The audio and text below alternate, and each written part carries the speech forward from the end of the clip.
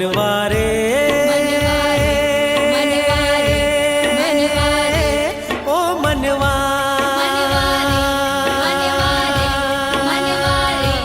मनवारे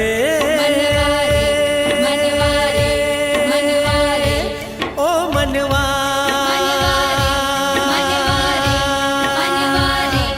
मनवारे ओ मनवा मनवारे ओ मनवा ओ मनवा दुख की निशान अब बीत चली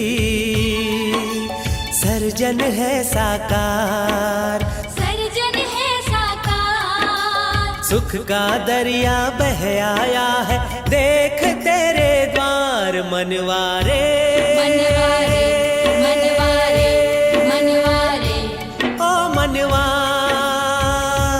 मनवारे ओ मनवा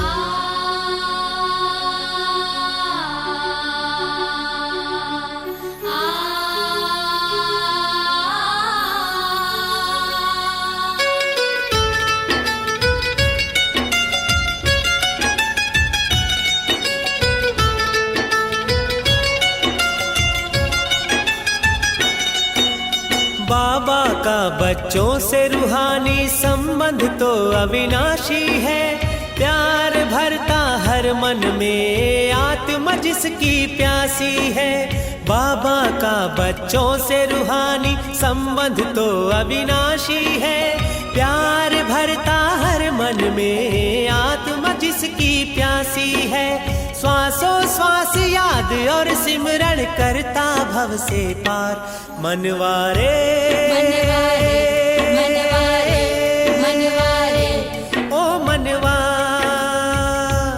मनवारे ओ मनवा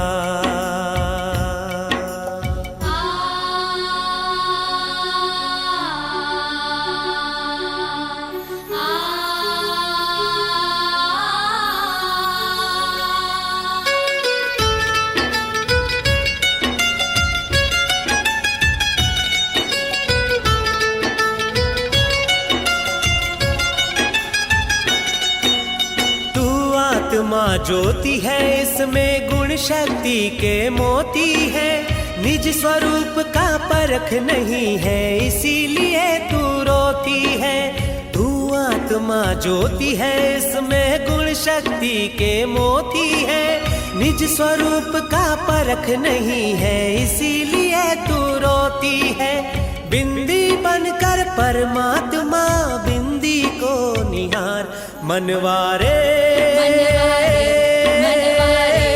मनवारे ओ मनवा मनवारे ओ मनवा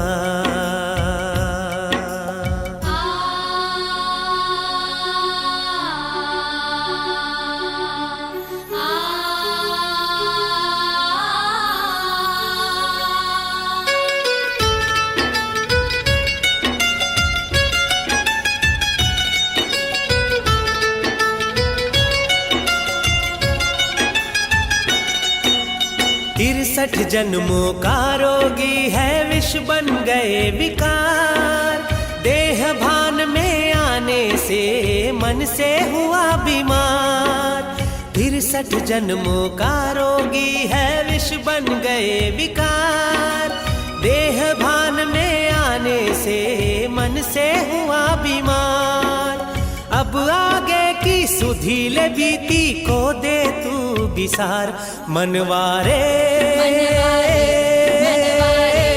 मनवारे ओ मनवा मनवारे ओ मनवा ओ मनवा दुख की निशान अब बीत चली सर्जन है साकार सर्जन है साकार सुख का दरिया बह आया है देख तेरे द्वार मनवारे मनवारे मनवारे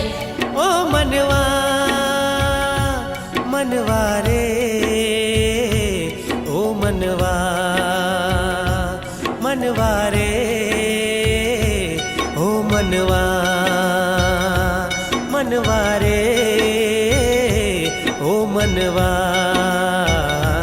ओ मनवा, ओ मनवा, ओ मनवा, ओ मनवा।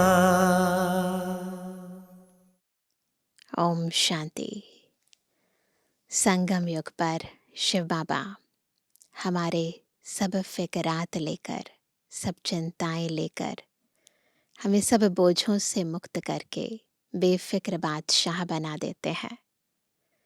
और हम भी बाबा पर जितना निश्चय करते हैं, उस आधार पर हमें ईश्वरीय प्राप्तियों का नशा चढ़ता है और अंदर से हम सदा निश्चय बुद्धि निश्चिंत स्थिति से ईश्वरीय सेवा पर तत्पर रहते हैं।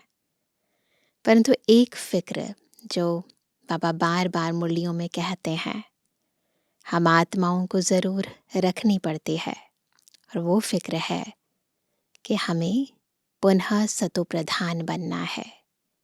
क्योंकि हम आत्माएं जन्म पुनर्जन्म लेते सतो प्रधान से सतो रजो तमो और फिर तमो प्रधान बनी, परंतु पुनः सतो प्रधान बनने के लिए ईश्वरीय याद की जो गहरी मेहनत है, ऐसी मेहनत, ऐसा पुरुषार्थ जिसमें आत्मा में थोड़ी भी कमी ना रह जाए, आत्मा में विकारों का अंश मात्र ना रहे, तो इतनी महीनता से खुद की चेकिंग करना और चेंज करना, ये फिक्र हर आत्मा को सदा लगी रहनी चाहिए।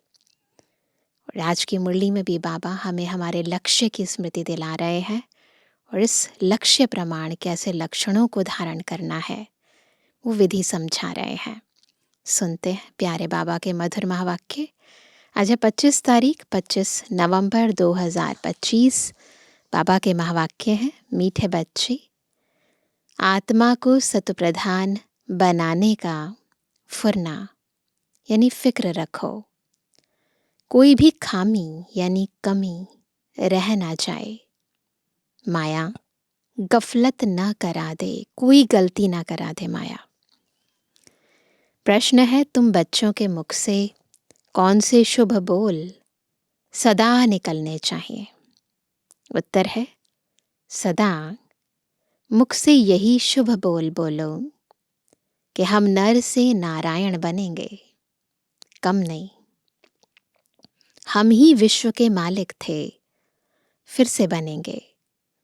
लेकिन यह मंजिल ऊंची है, इसलिए बहुत बहुत खबरदार रहना है, अपना पोता मेल देखना है। एम ऑब्जेक्ट को सामने रख पुरुषार्थ करते रहना है, हार्ट फेल नहीं होना है। ओम शांति। बाप बैठ रूहानी बच्चों को समझाते हैं। यहाँ जब याद की यात्रा में बैठते हो तो भाई बहनों को कहो कि तुम आत्म अभिमानी हो, बैठो और बाप को याद करो। हमें इस मुख्य धारणा में स्थित होकर बैठना है। मैं आत्मा हूँ और मेरे मन बुद्धि में केवल एक बाबा की याद है। यह स्मृति दिलानी चाहिए। तुमको अभी यह स्मृति मिल रही है। हम आत्मा है, हमारा बाप हमको पढ़ाने आते हैं। हम भी कर्मेंद्रियों द्वारा पढ़ते हैं। बाप भी कर्मेंद्रियों का आधार ले इन द्वारा पहले पहले यह कहते हैं, बाप को याद करो। बच्चों को समझाया गया है कि यह है ज्ञान मार्ग, भक्ति मार्ग नहीं कहेंगे। ज्ञान सिर्फ एक ही ज्ञान सागर पतित पावन देते हैं। तुमको पहले नंबर का पाठ यही मिलता है, अपने को आत्मा समझ बाप को याद करो। यह बहुत ज़रूरी है। और कोई भी सत्संग में किसी को कहने आएगा नहीं। भल आजकल आर्टिफिशियल संस्थाएं बहुत निकली हैं। तुमसे सुनकर कोई कहे भी परंतु अर्थ समझ ना सके। नहीं, केवल शब्दों की बात नहीं है ना, अर्थ में टिकना पड़ता है। समझाने का अक्ल नहीं आएगा, है ना। शब्द ज़रूर ले सकते हैं, कॉपी कर सकते हैं, परंतु समझाने की जो बुद्धि है वो नहीं आ सकती। यह तुमको ही बाप कहते हैं कि बेहद के बाप को याद करो तो विकर्म विनाश हो जाए।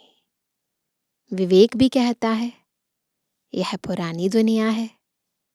नई दुनिया और पुरानी दुनिया में बहुत फर्क है।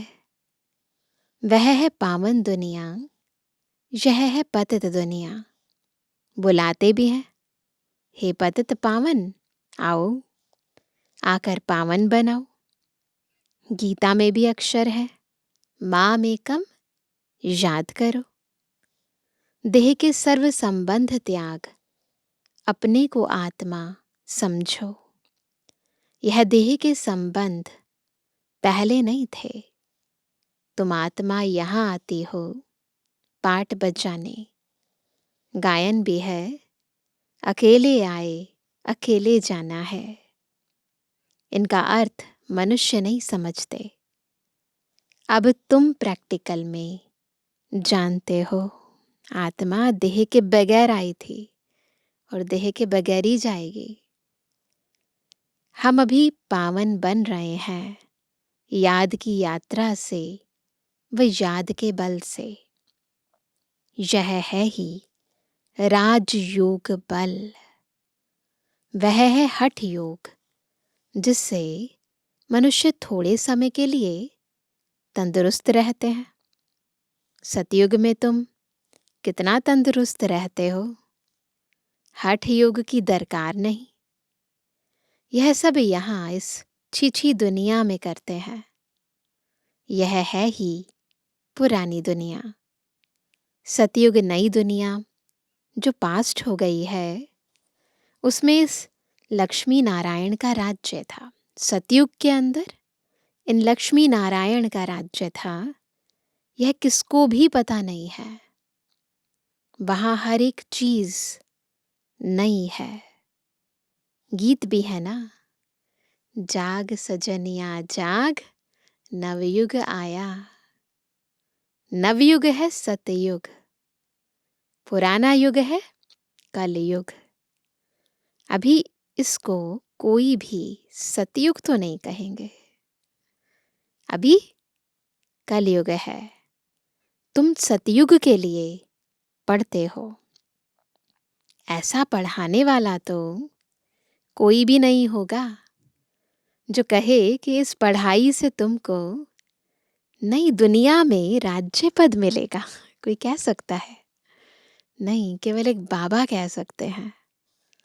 बाप के सिवाय और कोई बोल ना सके। तुम बच्चों को हर बात की स्मृति दिलाई जाती है। बाबा आत्मा की पुरानी स्मृतियों को इमर्ज करते हैं। क्या थे, क्या बन गए हैं।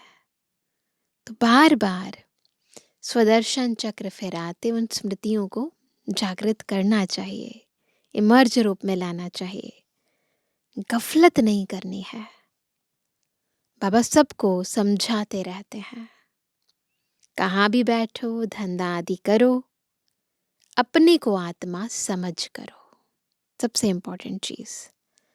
धंधे धोरी में जरा मुश्किलात होती है, तो जितना हो सके टाइम निकाल याद में बैठो, तभी आत्मा पवित्र होगी। जितना हो सके, और कोई उपाय नहीं। तुम राजयोग सीख रहे हो नई दुनिया के लिए। वहाँ आयरन एज्ड आत्मा जा न सके। माया ने आत्मा के पंख तोड़ डाले हैं। माया ने यानी विकारों ने आत्मा के पंख तोड़ डाले हैं। ना ज्ञान है ना योग है, तो पंख नहीं है। बाबा आके पंख लगा देते हैं। आत्मा उड़ती है ना, एक शरीर छोड़ दूसरा लेती है। आत्मा है सबसे तीखा रॉकेट, फास्ट रॉकेट। तुम बच्चों को यह नई नई बातें सुनकर वंडर लगता है। आत्मा कितना छोटा रॉकेट है, उसमें 84 जन्मों का पाठ नूंदा हुआ है। ऐसी बातें दिल में याद रखने से उमंग आएगा, है ना। स्कूल में विद्यार्थियों की बुद्धि में विद्या याद रहती है ना, जो पढ़ाया जाता है वो बुद्धि में रहता है। फिर घर आते हैं तो सुनाते रहते हैं, आज टीचर ने ये कहा ये कहा। तो जो अंदर होता है वही मुख से निकलता है, वही फिर दूसरों को सुनाते हैं। तुम्हारी बुद्धि में अब क्या है, चेक करो। ईश्वरीय ज्ञान है, मुरली के पॉइंट चल रहे हैं या इधर उधर की बातें चल रही हैं। बुद्धि कोई शरीर में नहीं है, आत्मा में ही मन बुद्धि है। चेक करना है मन में कैसे संकल्प चल रहे हैं, बुद्धि में क्या चल रहा है। आत्मा ही पढ़ती है, नौकरी आदि सब कुछ आत्मा ही करती है। शिव बाबा भी आत्मा है, परंतु उनको परम कहते हैं। वह ज्ञान का सागर है, वह बहुत छोटी बिंदी है। यह भी किसको पता नहीं है। जो उस बाप में संस्कार है वही तुम बच्चों में भरे जाते हैं। अभी तुम योग बल से पावन बन रहे हो, उसके लिए पुरुषार्थ करना पड़े। पढ़ाई में फुरना तो रहता है कि कहाँ हम फेल ना हो जाएं।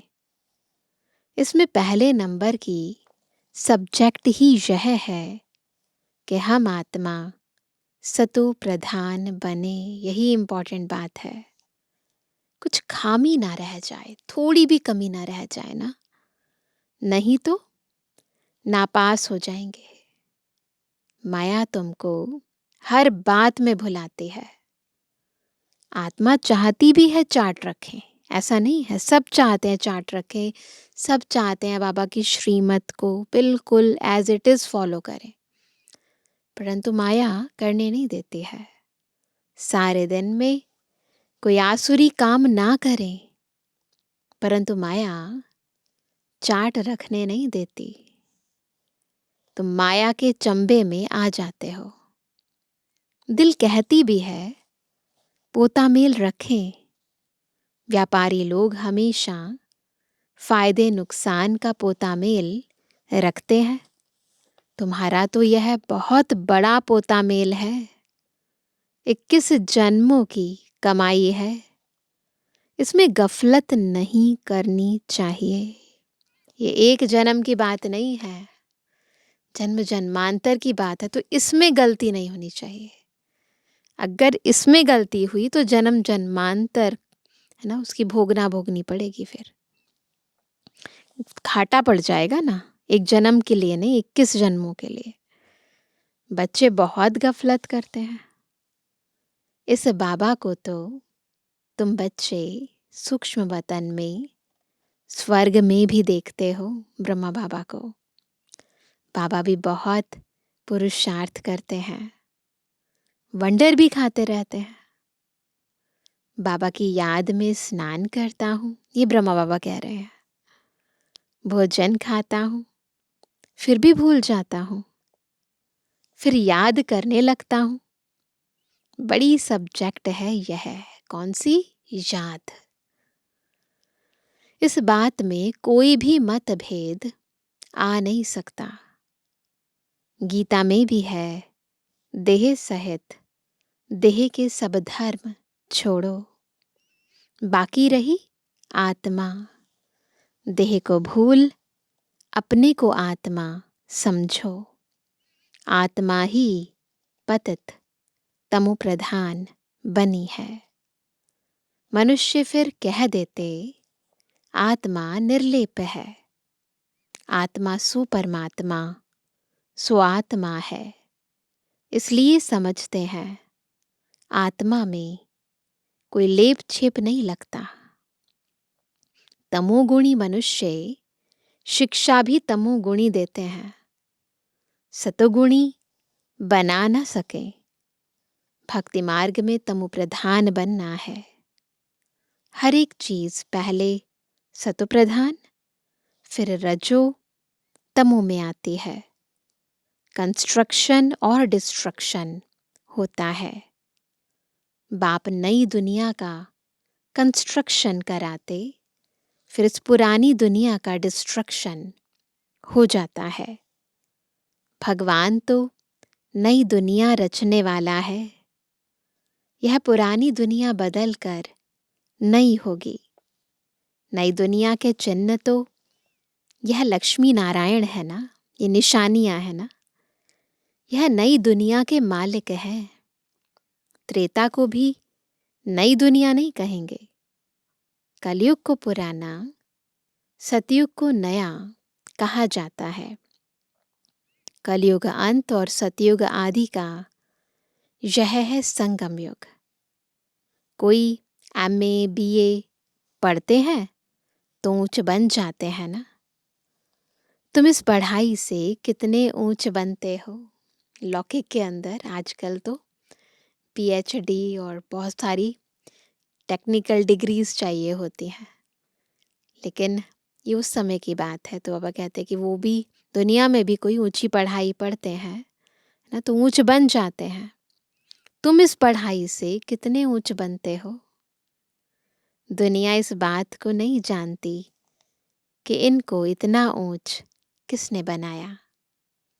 तुम अभी आदि मध्य अंत को जान गए हो। सबकी जीवन कहानी को तुम जानते हो। यह है नॉलेज।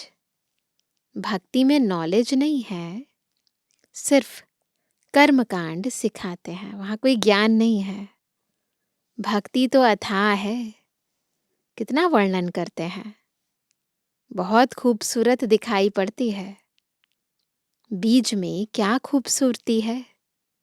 इतना छोटा बीज कितना बड़ा हो जाता है। भक्ति का यह झाड़ है, अथाह कर्मकांड है। ज्ञान का घुटका एक ही है। क्या है? मन मना भव। बाप कहते हैं तमो प्रधान से सतो प्रधान बनने के लिए मुझे याद करो। तुम कहते भी हो हे पतित पावन, आकर हमको पावन बनाओ। रावण राज्य में सब पतित दुखी हैं। राम राज्य में सब हैं पावन सुखी।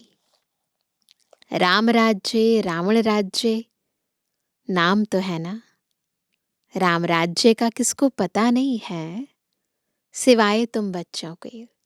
सबसे इम्पोर्टेंट बात है, यहाँ हम त्रेता युगी राम की बात नहीं कर रहे हैं। ये राम शिव बाबा की बात कर रहे हैं, हम सतयुग की बात कर रहे हैं। तो जब वो दुनिया जिसकी स्थापना शिव बाबा कर रहे हैं वो दुनिया स्थापन होगी तो इस दुनिया में सुख ही सुख होगा। तुम अब पुरुषार्थ कर रहे हो। हम अभी पुरुषार्थ कर रहे हैं। 84 जन्मों का राज भी तुम्हारे सिवाय कोई नहीं जानते। भल करके कहते हैं भगवानुवाच मन मना भव। सो क्या ऐसे थोड़ी कोई समझाएंगे कि तुमने 84 जन्म कैसे पूरे किए, है ना। ऐसे तो कोई नहीं समझाएंगे ना, जैसे बाबा हमें समझा रहे हैं कि तुमने 84 जन्म कैसे पूरे लिए। अब चक्र पूरा होता है, ये बात कोई नहीं समझाएंगे। गीता में है, लिखा है ये शब्द मन मना भव, मुझे याद करो। परंतु याद करने से क्या प्राप्ति होगी वो कोई नहीं बताएगा। गीता सुनाने वालों का जाकर सुनो, गीता पर क्या बोलते हैं। तुम्हारी बुद्धि में तो अब सारा ज्ञान टपकता रहता है। बाबा पूछते हैं आगे कभी मिले हो मधुबन में। जब बाबा से मिलने आते थे तो बाबा पूछते थे आगे कभी मिले हो। कहते हैं हाँ बाबा, कल्प पहले मिले थे। बाबा पूछते हैं और तुम उत्तर देते हो अर्थ सहित, है ना? अर्थ सहित पता है सबको, 5000 वर्ष पहले भी बाबा से मिले हैं। ऐसे नहीं कि तोते मिसल कह देंगे, रटा रटाया नहीं, है ना? टीचर ने समझाया, याद करा दिया, रटा रटाया नहीं। ये बुद्धि में समझ की बात है। फिर बाबा पूछते हैं क्यों मिले थे, क्या पाया था? तो तुम कह सकते हो हमने विश्व का राज्य पाया था, उसमें सब आ जाता है। भल तुम कहते हो नर से नारायण बने थे, परंतु विश्व का मालिक बनना, उसमें राजा रानी और डेटी डेनाइस्टी सब है। उनका मालिक, राजा रानी, प्रजा सब बनेंगे। इसको कहा जाता है शुभ बोलना। हम तो नर से नारायण बनेंगे, कम नहीं।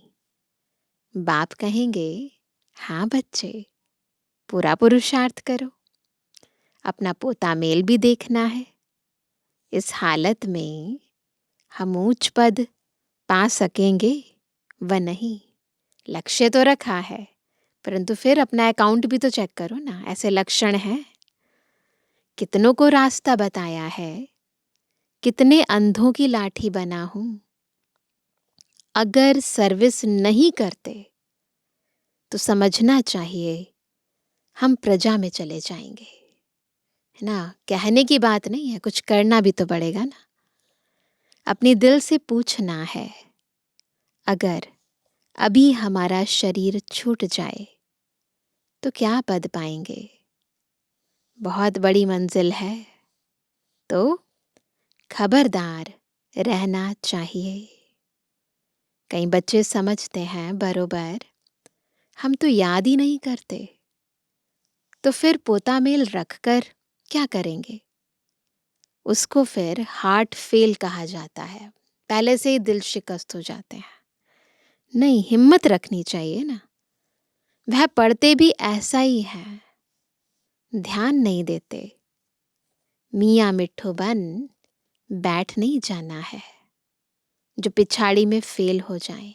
ओवर कॉन्फिडेंस भी अच्छा नहीं है ना? कि नहीं हम तो ऐसे हैं वैसे हैं। नहीं, अपना कल्याण करना है। एम ऑब्जेक्ट तो सामने है, लक्ष्य है ना सामने, तो लक्ष्य प्रमाण लक्षण धारण करने हैं। हमको पढ़कर यह बनना है। यह भी वंडर है ना, कलयुग में तो राजाई है नहीं, सतयुग में फिर इन्हों की राजाई कहाँ से आई? सोचो, वंडरफुल बात है ना। हम संगम पर हैं, यहाँ किसी की राजाई नहीं है, और एक तरफ लक्ष्मी नारायण की राजाई है। सारा मदार पढ़ाई पर है। कैसे बने लक्ष्मी नारायण? ये पढ़ाई पढ़ने से। ऐसे नहीं कि देवताओं और असुरों की लड़ाई लगी, देवताओं ने जीतकर राज्य पाया। अब असुरों और देवताओं की लड़ाई लग कैसे सकती? न कौरवों और पांडवों की ही लड़ाई है, ये अंतरात्मा में युद्ध चल रही है ना। अंतर की कमी कमजोरियों की लड़ाई चल रही है। तो अंदर हमारे आसुरी वृत्तियां और फिर बाबा जो दैवी वृत्तियां स्थापन कर रहे हैं। तो इस लड़ाई के अंदर हमें पता है युद्ध के अंदर जीत किसकी होनी है और हार किसकी होनी है, परंतु जब तक जीतते नहीं है तब तक ये आंतरिक युद्ध माया के साथ, विकारों के साथ चलता ही रहता है। तो बाबा कहते वास्तव में ना कौरवों पांडवों की लड़ाई है, ना असुरों देवताओं की लड़ाई है। लड़ाई की बात ही निषेध हो जाती है। सतयुग त्रेता में कोई लड़ाई नहीं। बाबा हमें डबल अहिंसक बनाते हैं। पहले तो यह बताओ कि बाप कहते हैं देह के सब संबंध छोड़ अपने को आत्मा समझो। तुम आत्मा अशरीरी आई थी, अब फिर वापस जाना है। पवित्र आत्माएं ही वापस जा सकेंगी, तमो प्रधान आत्माएं तो जा ना सके। आत्मा के पंख टूटे हुए हैं, माया ने पतित बनाया है। कैसे पंख टूटे? माया ने पतित बना दिया है। न ज्ञान है न योग है। तमो प्रधान होने कारण इतना दूर होली यानी पवित्र जगह जा नहीं सकते। अभी तुम्हारी आत्मा कहेगी कि हम असुल परम धाम के रहने वाले हैं। यहाँ यह 5 तत्वों का पुतला लिया है पाठ बजाने के लिए। ये बात जब तक हम आत्मिक स्थिति में नहीं है तब तक अनुभव नहीं कर सकते। तो बाबा कहते हैं मरते हैं तो कहते हैं स्वर्गवासी हुआ। कौन? वहां शरीर गया या आत्मा गई? शरीर तो जल गया, बाकी रही आत्मा। जब कहा स्वर्गवासी हुआ तो कौन गया स्वर्ग में? वह स्वर्ग में तो जा नहीं सकती।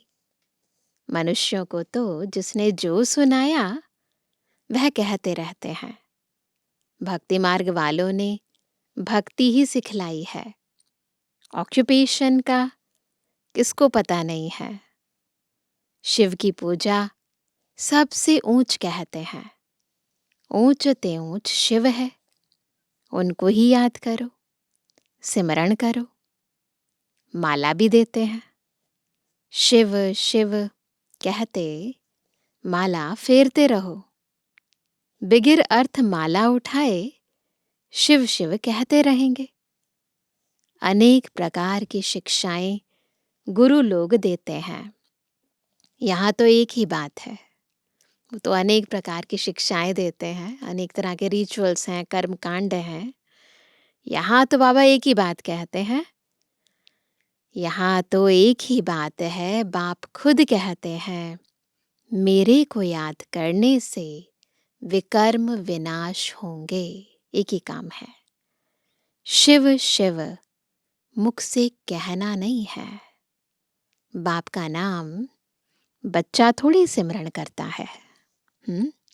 यह है सब गुप्त, अंदर ही अंदर बाबा की याद ना, बिल्कुल ऐसे कहते याद में लवलीन हो जाए, या यूं कहे योग अगन रूप बन जाए, ऐसी लगन लग जाए। किसको भी पता नहीं है कि तुम क्या कर रहे हो। कुछ दिखाई नहीं दे रहा, कुछ सुनाई नहीं दे रहा है, पर अंदर आत्मा बाबा के प्यार में है, बाबा की याद में है। जिन्होंने कल्प पहले समझा होगा वही समझेंगे। नए नए बच्चे आते रहते हैं, वृद्धि को पाते रहते हैं। आगे चल ड्रामा क्या दिखलाता है सो साक्षी होकर देखना है। पहले तो बाबा साक्षात्कार नहीं कराएंगे कि यह होगा। पहले तो नहीं कराएंगे ना, फिर तो आर्टिफिशियल हो जाए, पता ही ना चले। पहले से पता चल गया है ना कि ये होने वाला है, फिर तो ड्रामा में मज़े क्या आएंगे, है ना। हम फिल्म देखें कोई और कोई बताता रहे अब ये होगा अब ये होगा, तो फिल्म का मज़ा थोड़ी ना आता है। तो इसीलिए बाबा भी बताते नहीं हैं पहले से, नहीं तो आर्टिफिशियल हो जाएगा ना। यह बड़ी समझने की बातें हैं। तुमको समझ मिलती है, भक्ति मार्ग में बेसमझ थे। जानते हो ड्रामा में भक्ति की भी नोंद है, इसीलिए हम पूरे ड्रामा को जब समझ जाते हैं तो किसी के प्रति कोई गलत भावना उत्पन्न नहीं होती है। अभी तुम बच्चे समझते हो हम इस पुरानी दुनिया में रहने वाले नहीं हैं, ये समझ आई है। स्टूडेंट को यह पढ़ाई बुद्धि में रहती है। तुमको भी मुख्य मुख्य पॉइंट्स बुद्धि में धारण करनी है। 2 चीज़ें हैं, याद करना और धारण करना। जब धारण हो जाती है तो उस आधार पर आत्मा कर्म भी करने लगती है। तो जब तक कर्मों में ना आ जाए तब तक पता नहीं चलता कि धारणा हुई है या नहीं हुई है। इसका मतलब नहीं हुई है, परिवर्तन आना जरूरी है ज्ञान से। नंबर 1 बात, अल्फ पक्का करो, तब आगे चलो, नहीं तो फालतू पूछते रहेंगे। बच्चियां लिखती हैं फलाने ने लिख कर दिया है कि गीता का भगवान शिव है। यह तो बिल्कुल ठीक है। भला ऐसे कहते हैं, परंतु बुद्धि में कोई बैठता थोड़ी है। अगर समझ जाएं कि बाप आया है, अगर समझ जाएं तो कहें ऐसे बाप से हम जाकर मिलें, वर्षा लेवें। एक को भी निश्चय नहीं बैठता। बाबा बता रहे हैं निश्चय बुद्धि की निशानी। फट से एक की भी चिट्ठी नहीं आती। साकार बाबा की बात है। इसलिए बाबा कहते हैं कि अगर निश्चय हो गया है तो बाबा को चिट्ठी लिखनी चाहिए, मिलने आना चाहिए।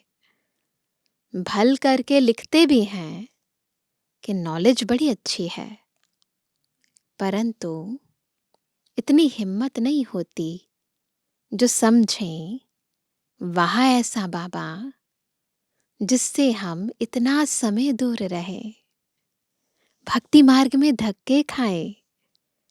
अब वह बाप विश्व का मालिक बनाने आए हैं तो भाग आए, आगे चल निकलेंगे।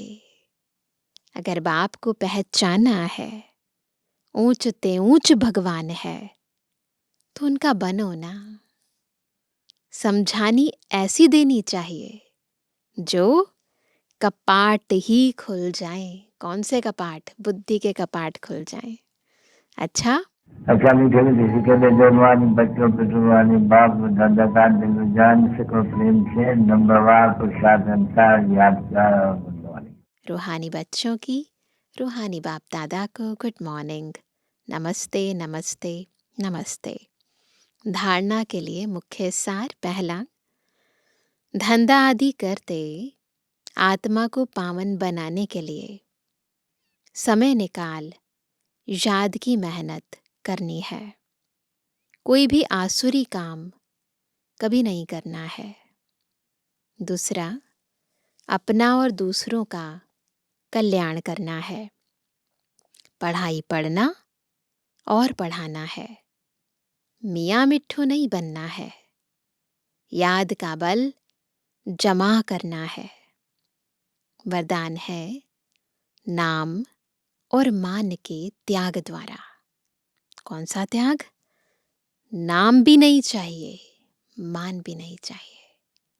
तो नाम और मान के त्याग द्वारा सर्व का प्यार प्राप्त करने वाले विश्व के भाग्य विधाता भव।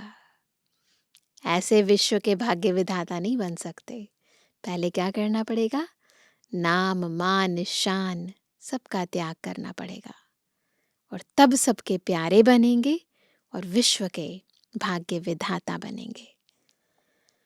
जिसे बाप को नाम रूप से न्यारा कहते हैं, लेकिन सबसे अधिक नाम का गायन बाप का है। वैसे ही आप भी अल्पकाल के नाम और मान से न्यारे बनो, तो सदा काल के लिए सर्व के प्यारे स्वतः बन जाएंगे। जो नाम मान के भिखारीपन का त्याग करते हैं, वह विश्व के भाग्य विधाता बन जाते हैं। कर्म का फल तो स्वतः आपके सामने संपन्न स्वरूप में आएगा। इसलिए अल्पकाल की इच्छा मात्रम अविद्या बनो। कच्चा फल नहीं खाओ।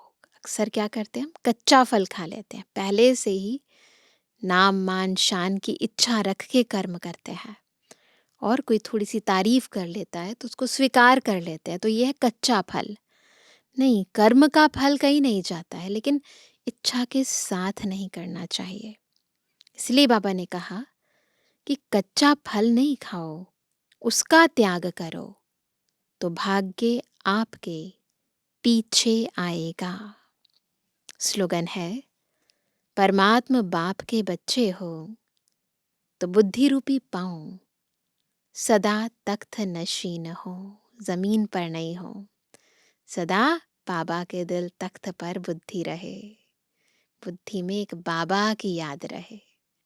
आज का अव्यक्त इशारा अशरीरी व विदेही स्थिति का अभ्यास बढ़ाओ। कोई भी सेवा के प्लान बनाते हो, भले बनाओ भले सोचो, लेकिन क्या होगा उस आश्चर्यवत होकर नहीं। विदेही साक्षी बन सोचो। सोचा, प्लान बनाया और सेकंड में प्लेन स्थिति बनाते चलो। अभी आवश्यकता स्थिति की है। यह विदेही स्थिति परिस्थिति को बहुत सहज पार कर लेगी। जैसे बादल आए चले गए। विदेही अचल अडोल हो, खेल देख रहे हैं। बिल्कुल एकदम साक्षी दृष्टा होकर खेल देखते चलो। प्लान बनाने की मना नहीं है, पर बुद्धि को प्लेन जरूर रखना है। अच्छा, ओम शांति।